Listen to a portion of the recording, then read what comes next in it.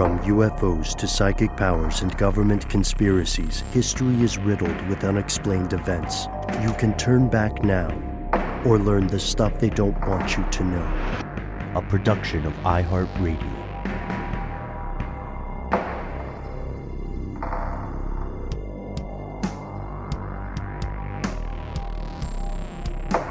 Hello, welcome back to the show. My name is Matt. My name is Noel. They call me Ben. We are joined, as always, with our super producer, Alexis, codename Doc Holliday Jackson. Most importantly, you are here, and that makes this the stuff they don't want you to know in the new year. Congratulations to you, specifically you. If you are hearing this now, you made it through 2021, which is not a thing everybody can say. It's true. It's something anyone could say, but not everyone would necessarily mean. Yeah, all right, I like that. I don't know. Let's just stay optimistic, guys. We definitely made it through 2021, which was a really neat year. The four of us are recording this in the very last week of the year, so we all have to be super careful to make sure that we're we're able to hear this in 2022 as well. But it's been a crazy. We already did talk a little bit at the very end of the year about all the difficult things that have happened with us and with our fellow listeners, with the entire stuff they don't want you to know family, and we're just so glad that you are hanging out with us. We have some very, very strange news here. It's funny, maybe a way to get into today's conversation. Noel, Matt and I, earlier, we're just shooting the breeze, and we're talking about, Teslas. And there are a lot of Teslas now in Atlanta where we record this podcast. And I had that moment, you guys know I'm a gearhead kind of, and I had that moment where I was like, I don't know, man. I think maybe I could one day buy a used Tesla. And then and then we started talking about, just briefly. It's weird, folks. It is weird when Matt, Noel, and I, or Paul and codename Doc and I, when we hang out off air, our conversations sound like shorthand sometimes because we already know our positions on stuff. Matt, what was it? We were like, yeah, but you can't repair it. You can't fix a Tesla, right? And then I think we both just had the right to repair segments and episodes just streaming through our minds. And if anybody had been standing next to us in that conversation, it would sound like we were just speaking in keywords for a second, Yeah, we like to speak in Google searches to outsiders. That's what we do on this show quite often. I mainly like to speak in tongues. And by the way, per your knocking on wood request for us making it to the end of the year officially, I've just decided I'm not going to leave my house. But you never know. I mean, a jet engine could crash into my house. And speaking of that, no spoilers at all. Anyone that's looking for a new TV show to watch that is about a pandemic but not a bummer, I highly recommend this show, Station 11. It is so good, you guys, and they drop 2 new episodes Oh my God, it's so good. They dropped 2 new episodes this past Thursday, and I'm just absolutely obsessed. And I kind of realized I like appointment viewing. I think during the pandemic, we all kind of got spoiled by binging stuff, but I really like having to wait, like a cliffhanger, a proper cliffhanger. It's good for your constitution, But you're right, Ben. We talk a lot about the right to repair on the show. It is sort of a hot button issue for certain people. People kind of resent being told what they can and can't do to their property. And yeah, you can get your Tesla repaired, but you literally have to get permission to do it, from Tesla, or get it done at a Tesla service center. And as we know, batteries in these things can be incredibly expensive. And Ben, if you were in the market for a used Tesla, you may well be looking at a 2013 Model S. Until you hear the full details of the story, perhaps, because a Finnish man named Tomas Katainen, he ran into a real kind of quandary, a conundrum with old Tesla, with old Elon. Not directly, but we'll just consider this. He's watching down on the proceedings from on high, from in his space capsule or whatever, wherever he's orbiting. So this guy, Katainen, he really liked the Tesla he clocked it in at about 932 miles or 1,500 kilometers, where he thought the car ran excellently. Really enjoyed the vehicle. But then all of a sudden, after 932 miles, which is nothing, a blip, he started getting all these error codes, and the car started like stalling out, and all kinds of weird things happened. And he brought it to a Tesla dealer, like you have to do, and they kept it for more than a month before they let him know, hey, buddy, so about that Model S that you dropped off, we can't really do anything for you. Unfortunately, you're going to have to pay $22,600, that's USD, for a brand new battery. Oh, no. After 900 and change miles driving this very, very expensive car. It looks like a Model S used in Finland today is just a little more than $42,900. So he's about halfway there. That's replacing the battery. That's way lower than I thought it would be. It's not bad. I think we probably could maybe that's just in Finland. I don't know if they would be more or less expensive in Finland. I'm not really sure how that works. Do we know what year his is? It's 2013. Mm-hmm. Okay. So do you know how many miles were on it prior to him getting it or anything like that? Like how much use? Do you know what I mean? That's a little confusing, guys, because for it to only have 932 miles, I'm not sure if that means it was from zero. That surely doesn't mean that. So it sounds like he got it used in the first place. So it already had some miles on it. He drove it for 932 miles on top of whatever was on the odometer before that, before he started having problems. But that's not detailed particularly well in this story. So apologies for the confusion there. But I can't imagine that it would have been like a purely zeroed out brand new Tesla. Although it's a little unclear. But the point is this.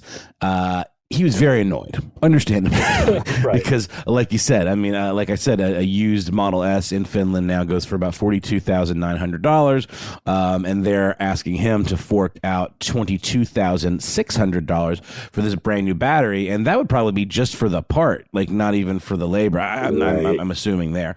So he kind of came up with, he had a brainstorm. He had kind of one of those like brain light bulb moments, and he decided, you know what, Tesla.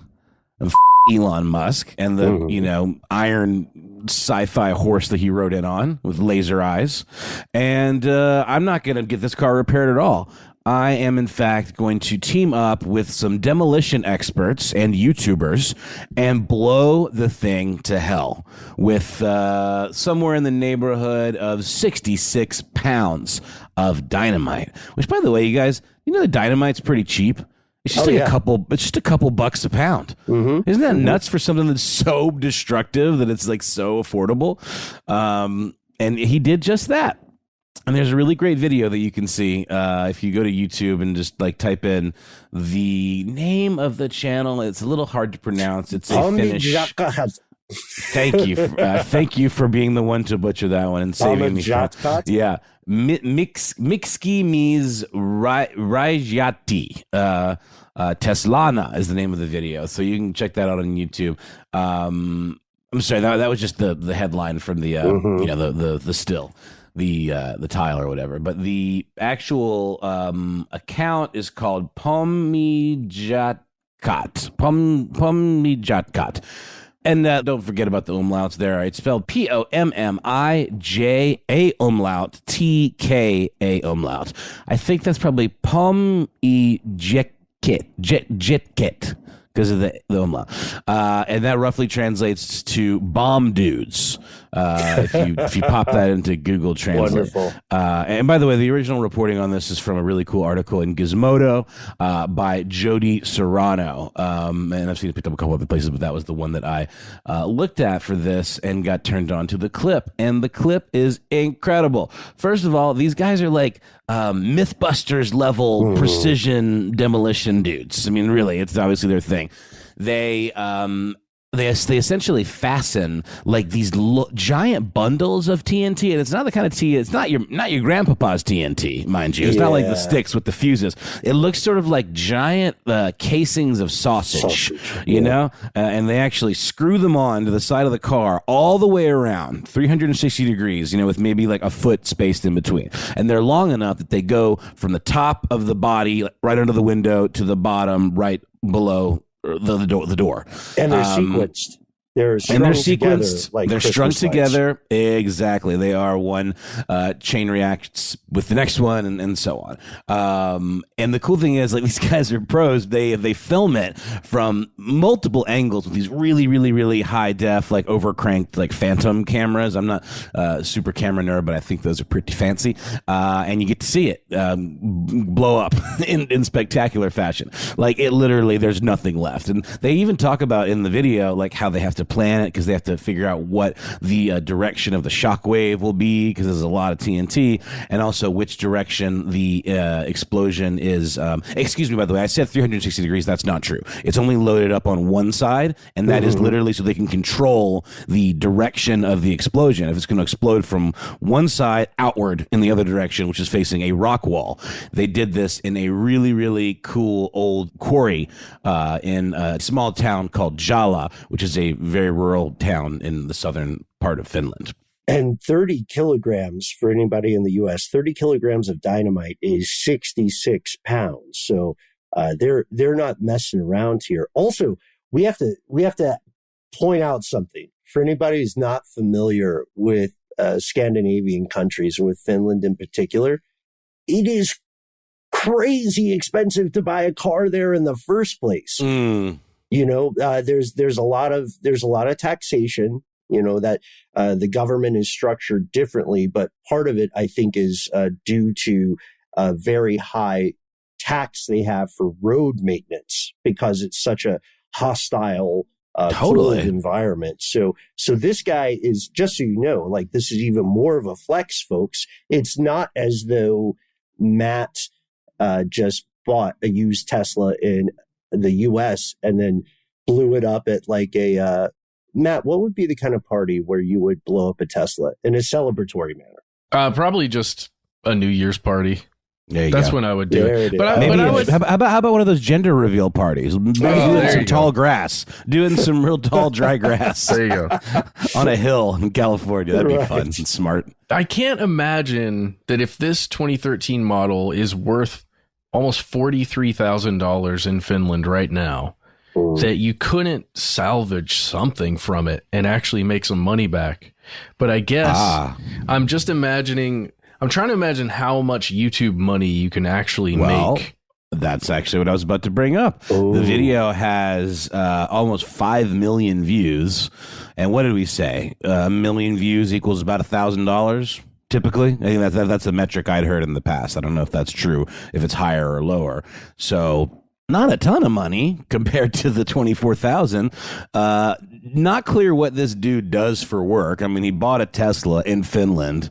He's probably not hurting for money. I think he did it more as like an FU, like I said, to Elon and then the whole, you know, Tesla operation. In the video, they actually there's a helicopter involved. They drop an effigy of Elon Musk wearing a helmet from a helicopter and then put him in the passenger seat. So they're not only are they blowing up the Tesla, they're blowing up, literally burning alive, an effigy of Elon Musk.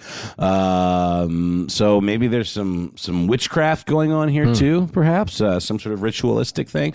I don't know. It does appear to be more about the gesture than about making YouTube money. 5 million views, though, is nothing to sneeze at. And this only came out on December 17th. So in the life of the video, I don't know if they made a deal, He obviously made some kind of deal to let them blow up his Tesla.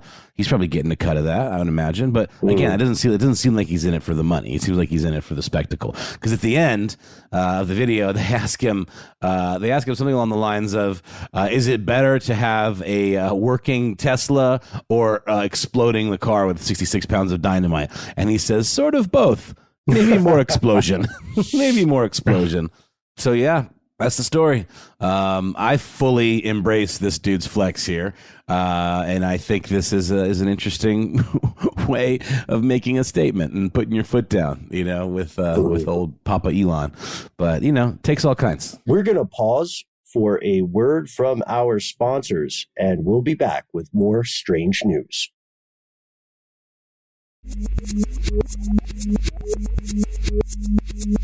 All right, we're coming back, and we just need to keep talking about this whole Tesla thing. There's more to it. Let's jump in. Just to make a really quick point here, that not related directly to this, I'm thinking about these newer vehicles that are all electric or a hybrid system, something that is way more complicated than a normal, combustion engine vehicle, where there's kind of a bar. It's not a low bar, but it's an achievable bar where you can, just you listening to this or any of us, could repair a car to some extent if we could get access to parts. That's a traditional combustion engine vehicle. But with one of these newer cars, it's so much more difficult, just due to the specificity of parts and how they function together, right? The number of actual working parts and the number of those that are electronic. I'm imagining us, when we're talking about predictions for 2022 and beyond, just like where we're headed when it comes to access to not only, money, but access to proprietary tools, for example, like software. Maybe, yeah. Mm-hmm. Yes. And a lot of the bad things that we can kind of see on the horizon, where it's going to lessen, I think, many people's access to being able to do things like paying a lot of money to repair a vehicle. But we also need to do those things. At least that's what, we believe, in order to save ourselves. So like we're really great at finding ourselves in catch-22s across the board. Oh, yeah. I started reading some of the comments on the Gizmodo article, and then there's definitely a good back and forth going on about this very thing. Drips says on the comments, have to ask permission to fix his own bloody car? What backwards ass nonsense is this? If I told my dad this story, he'd lose his He repairs classic cars and is always complaining about new stuff. This might be one of the few times I agree with them. To which someone replies, and I think they're making a point here, ask any farmer about repairing modern farm machinery. Because as we know, that was a big part of the whole right to repair thing too, is that a lot of like John Deere and these more modern tractors are starting to use more electronic components, and you do have to ask their permission or get them to do it. And farmers don't like that because, you know, it's sort of an old school profession, and you want to be able to like be self-sufficient, and that makes you feel like you're not, and you're like beholden to some corporation. That's one of the really challenging things about this. We've received some great correspondence from people who work in agricultural communities or agricultural industries who are confirming the same thing. Now, obviously, here at Stuff They Don't Want You to Know, we've talked extensively about the idea of the right to repair. I think this just shows us, sure, it's a flex, right? It's ostentatious.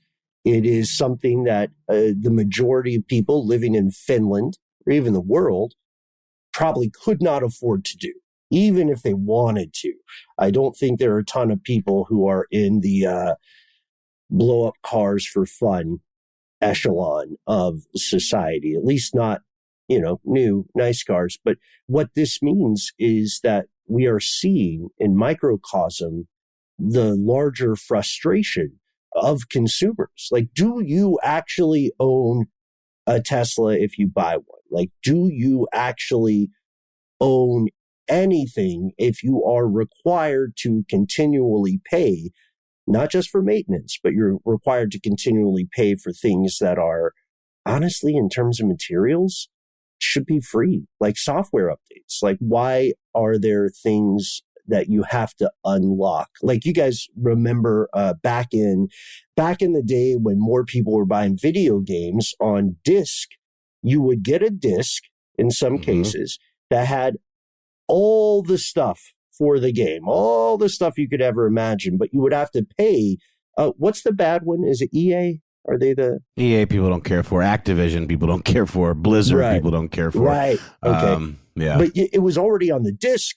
You, as the consumer, Rockstar. None of the big video game companies are particularly known for being very kind and cuddly to their employees or their users. Because Ben, to your point, nowadays they used to have to release a game and it was done because you couldn't patch it because it wasn't connected to the internet. Now they can put out half-finished garbage like that Cyberpunk debacle because they know that they can patch it and they'll rush it out to meet the holiday demand, and then they'll put out a half-finished buggy piece of crap.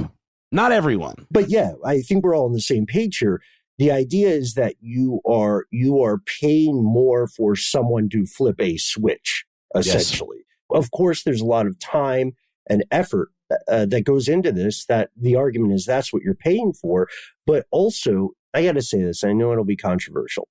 Like, yes, Elon Musk is not a perfect person. Yes, Tesla as a company has problems, but all you have to do is look through history at the times people other than the big three car manufacturers tried to make cars.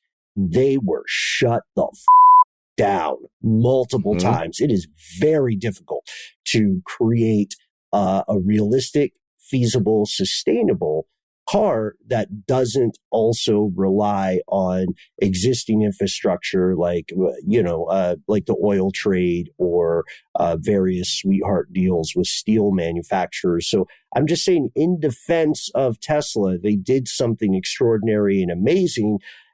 And in defense of our Finnish friend here, because I like his vibe, $22,000, $22,000 for a battery? Why am I whispering? Elon Musk doesn't listen to this show. $22,000. That's crazy. I don't know if it's probably. I mean, almost certain. Yeah, you got to wonder. I mean, is it made of magic and gold and platinum or something? I mean, I'm sure there's materials costs. I mean, you pay for what you get. It's definitely. But also, why is it failing? Why you think? See, I wish we had a little more information. I wish we knew if he bought the thing brand spanking new off the lot and it was 930 something miles. And then it failed. If that's the case, that would be grounds for a lawsuit. I mean, that's insane. They would have to. That would be a lemon law. I would think would protect someone against getting gypped to that degree. The only thing I can assume is that it was used and he drove it for 900 something miles past what it was already at. That's the only thing that makes any sense. But somebody put it up for sale after the battery started giving him problems. Yeah, probably that's what happened, dude. Probably. So if that's the case, a little less sympathetic for this guy. You know what I mean? If he got an aftermarket car without a warranty, then yeah, he's probably going to have to pay what he's going to pay. Well, you guys got me on the car vibe here, but I'll throw it up real quick. Well, there's one thing that I think could be instructive here to give us some context on his perspective, because this is still, newer technology. It's a new car company or newer car company. Back when automatic transmissions were mainstreamed, folks started around the 60s, mid 1950s, they started trading in their automatic transmission cars when they hit about 30,000 miles, because that's when parts of the transmission started messing up. And it was literally cheaper to just buy a new car than to start having to continually fix your transmission. So he clearly made a calculation. I mean, he's a smart guy. I don't know. I would love to hear from someone else who's blown up a car in a healthy situation. I blew up my car just by not taking proper care of it. I remember that car. In my younger, stupider, less responsible car ownership days, I had a Volkswagen Golf, and I literally drove it into the ground and left and abandoned it at an auto place, I had it towed or something, and it was in the middle of nowhere, and I ended up getting picked up, and I just never went back and got it. Wow. I'm not proud, but it just was pouring black smoke, and it was always overheating at stoplights and horrible things. But now I treat my sweet, sweet Honda Fit with all the love and affection that it deserves. Ben, you made the point about the car makers going up against the big car makers, a new person in town. Well, I don't know if you've seen the news about Rivian in Georgia and how this car manufacturer startup is building a $5 billion factory in Georgia, our state where we live, and they are going to make electric vehicles. Specifically, there's a Rivian electric truck that's made the rounds. And it's so strange to me in this world right now. They are considered the third largest car manufacturer in the world. They've got $0 in revenue. You can read about that on CNET right now. You can search for that. You can search about how they just went public and they've got all of this money, but they haven't begun to make any vehicles yet. But they're building a $5 billion place to build these special vehicles that nobody's seen yet. That reminds me a lot of a company called Workhorse that did something very similar. They had yet to build, they had like a prototype version or something like that, but it was these electric vans, and they had they were up for a big government contract through the U.S. Postal Service, and then they didn't get it, and their stock tanked. And it's similar to what you're talking about. They had like facilities, they were claimed to be ready to move, but they actually had never made a single vehicle yet or something. Very, very weird. And then that I haven't followed up on that story, but that was a big debacle for that company. The emperor has no clothes. Exactly. Oh, dear. As it turns out, a lot of nuance and stuff to discuss within this story that is ultimately on the surface kind of goofy. So thank you guys for all the different directions we took this. And now let's take ourselves in the direction of an ad break, and then we'll be back with more strange news.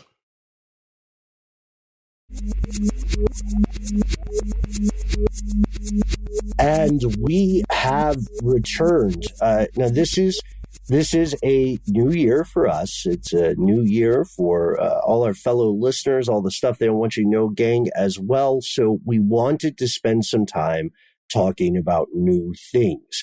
We've got some. We've got one story we actually decided to hold for an episode in the future.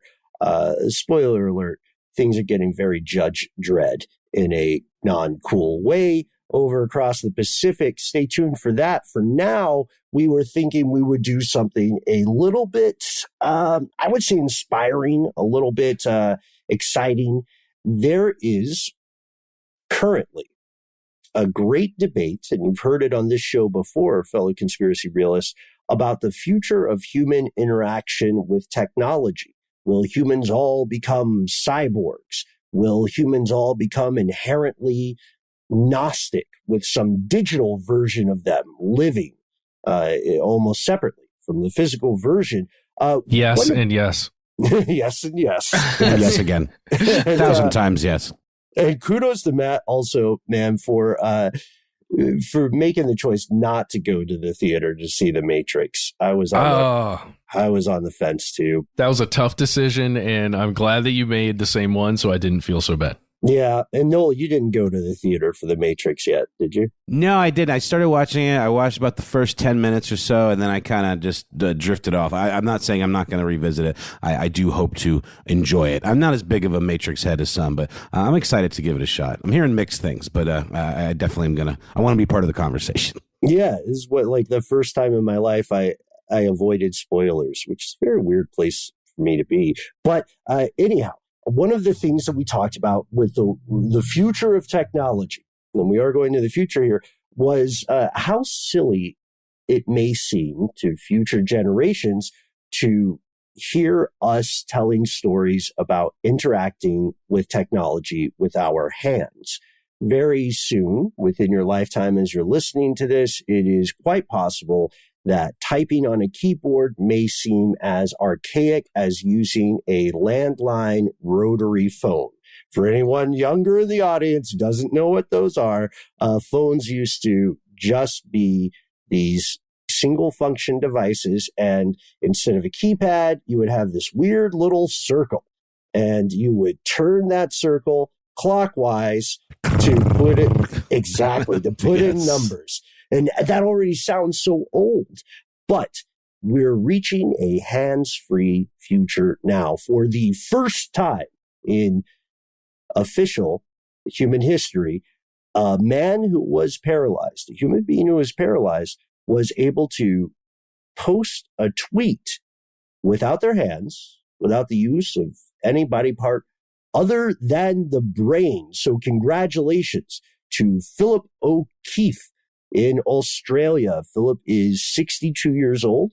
Philip has a condition called amyotrophic lateral sclerosis. And he was, with the help of a brain implant, able to make a tweet through the power of thought alone. He manifested it, you could say. Wow. That's Yes. pretty cool. So how does this doodad work? So this is a thing called a brain-computer interface, or BCI, because we're all weirdly in love with acronyms here. This goes back to our Elon Musk conversation, because the technocrats of the world very much want to do things like this. The Musk, the Zuckerbergs, the Bezos of the world. His implant comes from a company called Synchron. And they want to develop this implant as think of it like a prosthetic, right? Like if you are missing a hand and you're relatively privileged, you can get any number of prosthetic devices that will attempt to perform some of the functions of your biological late hand. In this case, they're putting this prosthetic, that's the way they would like to describe it, this implant, they're putting this prosthetic into his brain to replace some of the other functions that he's lost due to his condition. Do you think that's an optics thing, Ben? Like a PR thing? Implant sounds too creepy and sci-fi. Yeah, I was thinking about that too. We live in a world where people are rightly skeptical often about invasive technology, right? And sometimes you'll hear people phrasing a vaccine as an invasive technology. And that was quite controversial for a while. And that's because of things like the Tuskegee experiments, just to be very candid. With this idea, we talked about the concept of ad-supported implants. Remember that? It was a number of months ago, I think. We were all sort of thought experimenting. We were exploring the idea of an implant that would allow you access to the internet. And it gets very Black Mirror. What was that episode where the guy has to watch ads? Well, it's a number of merits was the name of the in-game currency that allows you to skip the ads by spending these merits, and you earn them by doing an exercise bike that I think turns out powers the world. Sorry, spoiler. Not really. Yeah. I think that's pretty much done. Well, he gets a YouTube show at the end, or some version thereof. But this conversation we had really stuck with me. We were talking about that kind of devil's bargain, that kind of Faustian deal. You don't have to type anything. You don't have to have a physical device with you. You just have to sit through an ad for the new $22,600 Tesla Model S battery before you can hear the weather or the news. I also have the guy's tweet if you would like to hear that. It's pretty awesome. Yeah. It is pretty awesome. This is coming from Thomas Oxley. Thomas Oxley is not the guy with the implant. Thomas Oxley is the Synchron CEO. The tweet that you see, which is from O'Keefe, it just says, "No need for keystrokes or voices. I created this tweet just by thinking it. Hashtag Hello World BCI." I don't know. I mean, things are different now. Now that we know this is feasible and possible, there are going to be a lot of eyes on O'Keefe to see what his cognitive development is like, to see whether this affects him. But I'm going to say it. I'm torn, guys. I see this as profoundly inspiring, and it could be amazing for so many people. But it's also kind of dangerous. I think a lot of people have impulse problems. I've woken up in the past and looked back on the day before and thought, glad I kept that one in drafts. You know what I mean? Yeah. Well, I agree. What we need to talk about is how it physically functions, how the technology functions. Can we do that, Ben, really quickly? Yeah. Let's walk through it. So when you're going to get one of these things, let's say like this person we're discussing today, you have ALS and you're unable to, function the way you used to function or would like to function with your. This is a condition that causes like full body paralysis, right? In its advanced stages. Yes, exactly. So you've got something like that, or maybe you're just like you right now, whatever your system, however your system functions, they would go in and they said they went through his jugular vein. Yeah. Yes. How do they keep you from bleeding out when they do a thing like that? I'm sure they cauterize it as it goes or whatever, but it's definitely a dangerous procedure. I imagine. I've been over here wincing a little bit. I have problems with internal body stuff, but they would go through, and across the top of the brain, there's this like mesh strip that kind of lays there, and somehow, beyond me, your the motor. What is it? The neurons, the things that your brain does, the signals your brain sends in order to achieve movement still occur. This thing picks it up, but then down through your body, in your chest, inside of your body, there's a wire that goes down, and then implanted under your skin, there's a little like a magnetized thing here. Right? Yeah. And then in order to actually use this system, you have a separate machine that has a transmitter on it and a little piece that connects to that thing that's in your chest. And then that's what's physically sending signals to another device attached to your computer or your network, right? Yeah, and it's about the size of a matchstick, the actual stentrode itself. There's a great picture of it on the Independent article that you linked to us in your notes, Ben. Oh, yeah. It doesn't look like something you would want inside you. I'm just going to make that call. Like it doesn't, that's the thing. This is not super convenient at this point, but this idea or this idea is an older idea, but for it to actually happen changes a great deal of industries in ways that we can't understand. This is so new that human civilization, the smartest apes around, still, I would guess, have no idea what future applications of this could be. It could be deep brain stimulation for Parkinson's. If you look at that Independent article we mentioned, you will see exactly how this system works. I would say you could call it, counting the human, you could call it kind of a 5-component system. You have to have a computer, right? You have to have an eye tracker on that computer. You have to have the SCU, signal control unit. You have to have this implant, and you have to have that thing going into your vein. The thing is, this is not convenient. This is not something you're going to see Instagram influencers do as a flex just yet. But it works so quickly. After they put it in, it took about 4 hours for it to input text on a computer. And O'Keefe received this in April of 2020. So he's had it for a while before he was tweeting on December 23rd, 2021. And that's just so, I don't know, it seems like too powerful unless there was a way to make sure that, someone's mind didn't wander while they were thinking their tweet or while they were thinking their comment on a forum, etc. This feels like it would make things potentially very awkward. Like as soon as you can transmit images rather than text, you'll run into some weird stuff. Also, this is maybe the first in the field in this regard, but it's a harbinger. It's not a novelty. Yeah.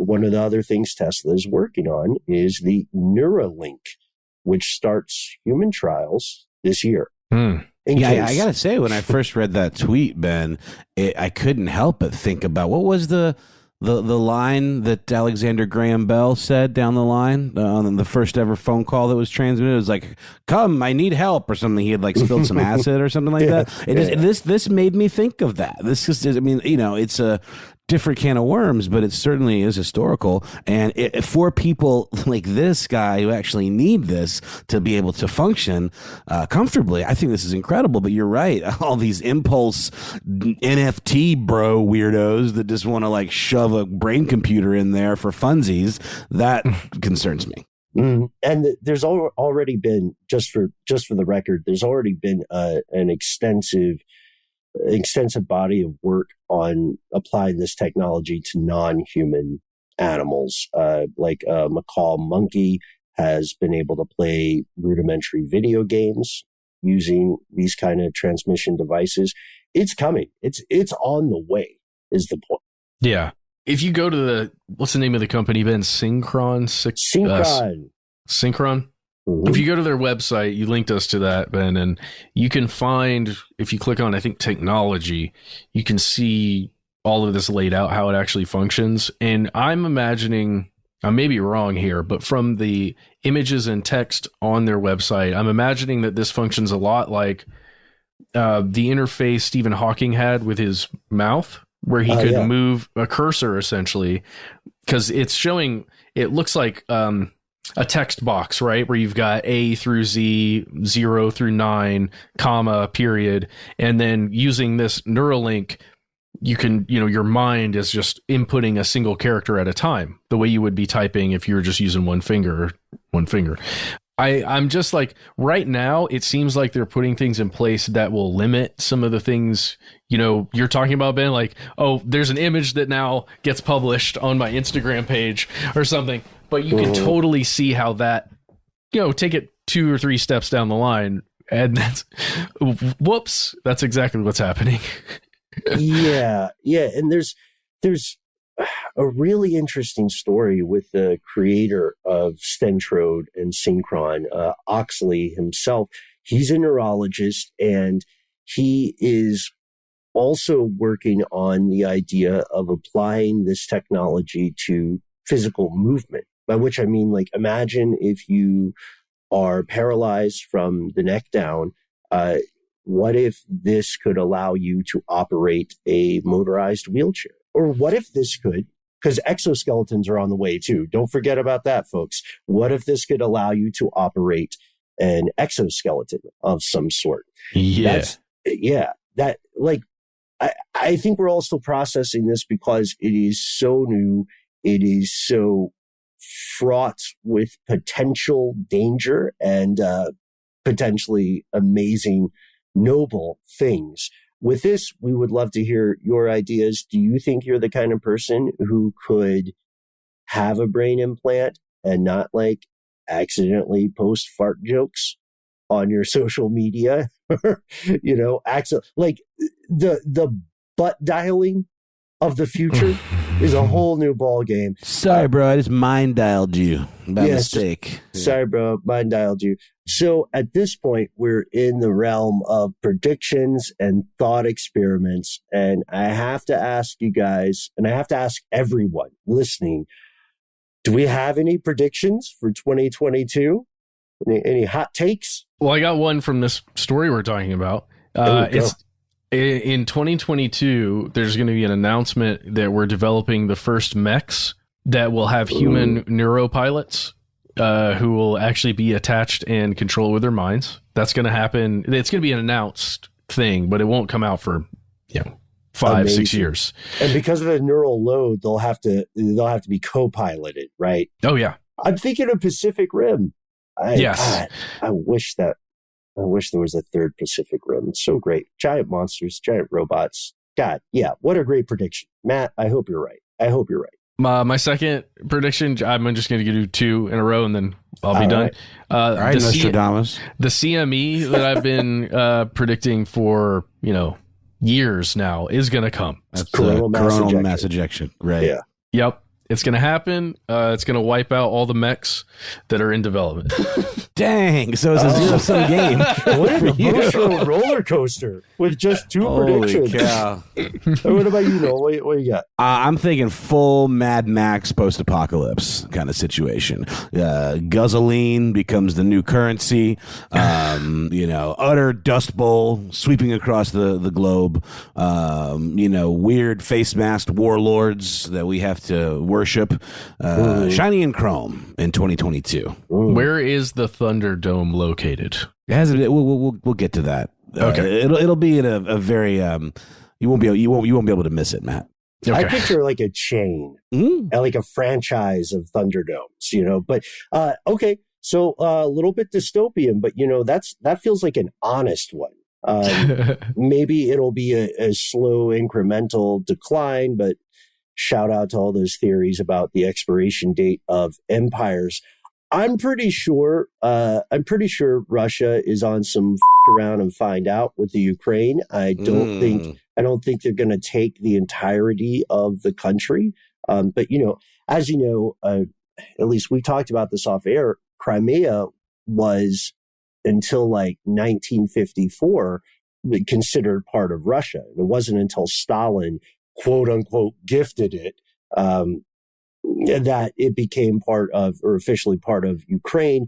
And I believe that right now the bellicose signals that Russia is sending, they're doing something very dangerous, which we'll always need to watch out for in international politics. They are presenting a case of self-defense. They are framing this as though NATO, North Atlantic Treaty Organization, is encroaching, and they're setting it up, at least they're attempting to set it up as being something like, we, Russia, have to protect ourselves from these aggressive imperialistic warmongers. And of course, that's not the perspective of most people in Ukraine. It's not the perspective of most people in NATO. But yeah, I think that's a flashpoint to look out on. Also, China and India, the border disputes may have left Western news, but they're still very much in play. That's another flashpoint. I would say also we're going to see more artificial intelligence or machine learning applied to entertainment industries, like albums coming out with a AI producer / DJ, and it'll be kind of a gimmick. There's a lot of people doing that in NFT form. Actually, a buddy of mine who goes by Drum Operator on Instagram, he's also the drummer for this band called Bit Brigade that does like live soundtracks of Nintendo games while a dude like speedruns it. He's making all of these generative music NFTs. It's a little over my head, but he's been in this space for a hot minute, and pretty cool. It's actually a useful type of NFT and not just a dumb lazy lion or stupid monkey. Yeah, I've got I'll just run these last three by you guys real quick. Can I shoot one in between? Yeah. This is a real one. The other two being silly. This is real. Because of problems with Evergrande and several other major property developers in China, and the free fall that's occurring right now and has been for the past several months in the property market in China, I think there's going to be global effects from that. And I think there's going to be another property crash or value crash, like globally, or at least within the United States, as a result of that. Seriously. Yeah. Well said. Check out our episode on the problem of foreign investment in real estate. I think we did an okay job not being uber nationalistic about it or anything, but yeah, that will be a continuing problem. We are going to see climate crises. I don't know if the Maldives will go underwater just yet, but it is currently in the running to be the first country that will no longer have its original physical territory. It might have to become an exclave. COVID will still be around. It's weird how quickly things become normalized for people. There will probably, unfortunately, be some political assassinations. That's just sort of par for the course. Inequality will accelerate. It's happening. Climate refugees are already a thing. One prediction, because I'm endeavoring to be positive, one prediction I can have that I can say with certitude, and it's one that I think will make all of us happy, is I predict that if you are listening to this, you will write to us. You will contact us. We can't wait to hear from you. Matt, no, I'm pretty sure we're safe with that prediction, right? Oh, yeah, definitely. And if not, then you only have yourselves to blame. Not us. You guys. Well, you can make this prediction. You can make this prediction. No, Matt, no. Not this time. Not this time. Standing up for you. Well, so there we are. We want to hear your predictions for 2022. We want to hear your ideas about the future of right to repair. We want to hear your ideas about the future of increasingly embedded technology in humans. Are you for it or against it, as they used to say? And we are going to keep doing this show until the lights go out. I can't, I'm thinking in macro level now. Like, what are we gonna look back on this episode in like the first week of 2023 and say something like, dang, Noel was super prescient on that Mad Max thing, or crap, Matt should be a real estate mogul because he called it. No. Well, we want to hear your predictions, folks. Get them in so we can share them with your fellow listeners, and then we'll meet back again this time next year, knock on wood, to see what ended up being true. How do I participate, you're saying? Well, you can find us on social media. On Twitter and Facebook and YouTube, we are Conspiracy Stuff. On Instagram, we are Conspiracy Stuff Show. Write in to tell us what year you think you're going to develop cancer because of all that Topo Chico you drink and all the PFAs in it. It'll be fine. I'll let you know my predictions if you write to it. I'm just joking. I won't. But that really was a kick in the pants reading about Topo Chico. Oh boy. Yeah. Yeah. Well, what is life if not to be lived, Matt?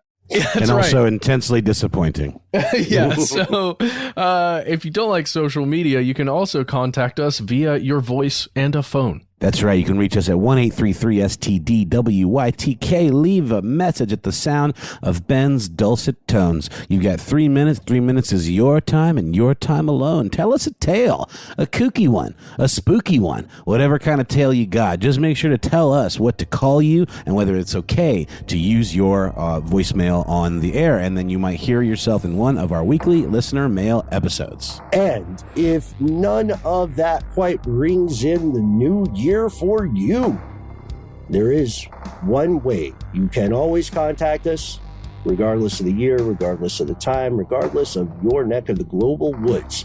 We'd love to hear from you at our email address. We are conspiracy@iHeartRadio.com.